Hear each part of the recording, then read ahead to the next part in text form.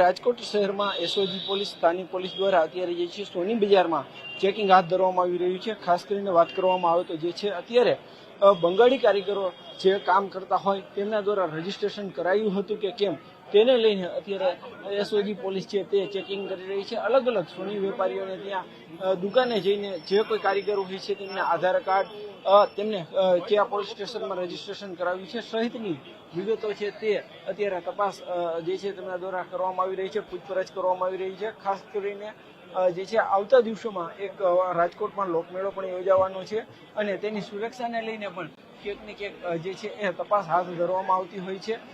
જે રીતના વાત કરવામાં આવે તો રાજકોટ શહેરમાં જે છે ગયા વખતે પણ જે બંગાળી કારીગરના સ્વરૂપમાં એક આતંકી ઝડપાયો હતો, આતંકવાદીઓ ઝડપાયા હતા, ત્યારે હાલ જે છે એસઓજી પોલીસ છે તેમના દ્વારા છેલ્લા થોડા દિવસથી કાર્યવાહી બોલાવવામાં આવી રહી છે।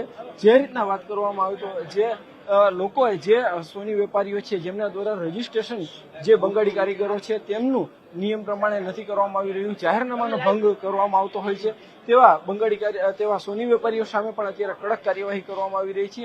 અત્યારે પોલીસ છે તે અલગ અલગ સોનીની દુકાનોમાં જઈ અને તપાસ કરી રહી છે, ડેટા પણ મેળવી રહી છે। કેટલાક સોની વેપારીઓ એવા છે કે જેમના વિરુદ્ધ જે છે જાહેરનામા ભંગની ફરિયાદ પણ નોંધાઈ છે। પોલીસ દ્વારા જે છે એ કડક ચેકિંગ હાથ ધરવામાં આવી રહ્યું છે।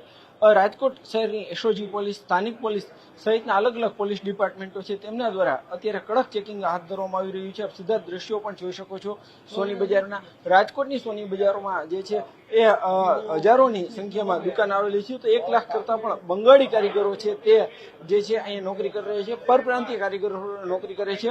ખાસ કરીને જે રીતના વાત કરવામાં આવે તો જે પરપ્રાંતીય કારીગરો હોય છે તેમને રજીસ્ટ્રેશન કરાવ્યું છે કે નહીં તેને લઈને જે છે અત્યારે પોલીસ દ્વારા અલગ અલગ દુકાનોમાં પૂછપરછ કરવામાં આવી રહી છે। આપ સીધા દ્રશ્યો જોઈ શકો છો કે જે રીતના પોલીસ અધિકારીઓ છે તે જે ખાસ કરીને જે છે અત્યારે પૂછી રહ્યા છે। એક વ્યક્તિએ જે રજીસ્ટ્રેશન પણ નથી કરાવ્યું તે પણ સ્પષ્ટ રીતે અત્યારે સામે આવી રહ્યું છે। અત્યારે તેમની પૂછપરછ કરવામાં આવી રહી છે। આ વ્યક્તિ સામે પણ કડક કાર્યવાહી થઈ શકે છે। જે રીતના અત્યારે પોલીસ અધિકારીઓ છે તેમના દ્વારા પૂછપરછ પણ કરવામાં આવી હતી અને જે બંગાળી કારીગર છે તેમના દ્વારા રજીસ્ટ્રેશન નથી કર્યું તેમના વિરુદ્ધ પણ અત્યારે કાર્યવાહી કરવાનો દોર હાથ ધરાઈ રહ્યો છે। સીધા જે રીતના દ્રશ્યો જોઈ શકો છો અત્યારે આ જે દુકાન છે તે રાજકોટ શહેરની સોની બજારમાં આવેલી છે। અલગ અલગ દુકાનોમાં જે છે પોલીસ જઈ રહી છે, ખાનગી ડ્રેસમાં જઈ રહી છે અને જે રીતના પૂછપરછ પણ હાથ ધરવામાં આવી રહી છે। આપ કહાં સે આ રહે હો? कलकत्ता, वेस्ट बंगाल से। आपने रजिस्ट्रेशन करवाया? हाँ करवाया। क्या करवाया? क्या ए डिवीजन में करवाया और मोबाइल वो एप्लीकेशन आता है सिटीजन फास्ट उसमें भी करवाया। और कितने बंगाली कारीगर हैं यहाँ पे काम करते हैं? मेरा पास 4 कारीगर है, 4। सभी का करवा दिया? हाँ सभी का करवा दिया। एक का बाकी है, नया आया अभी 1 महीना, उसका बाकी है खाली, बाकी सब करवा दिया। બાંગ્લાદેશીઓ જો અહીં હોય તો એના જે કંઈ કાયદાકીય પ્રમાણે જે કંઈ એના લીગલ ડોક્યુમેન્ટ તપાસી અને એની વેરીફાઈ કરવું જોઈએ। આપના માધ્યમથી કહેવા માંગીશ કે અહીં પશ્ચિમ બંગાળના જે કારીગરો છે એને બંગાળી નામ કહીને ઘણા લોકો કહેતા હોય છે, પરંતુ એ બાંગ્લાદેશી છે કે નહીં તેનું એક વેરીફાઈ કરવું જરૂરી છે।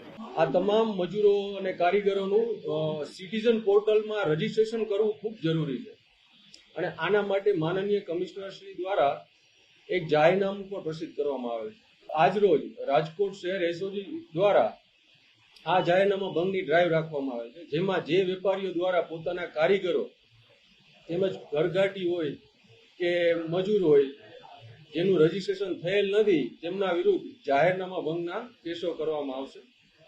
હાલ આ ડ્રાઈવ દરમિયાન 100 થી વધુ કેસ પણ અમે કરેલા છે। અમારા અંદાજ મુજબ એટલીસ્ટ 90,000 થી વધારે બંગાળી કારીગરો અહીંયા કામ કરે છે।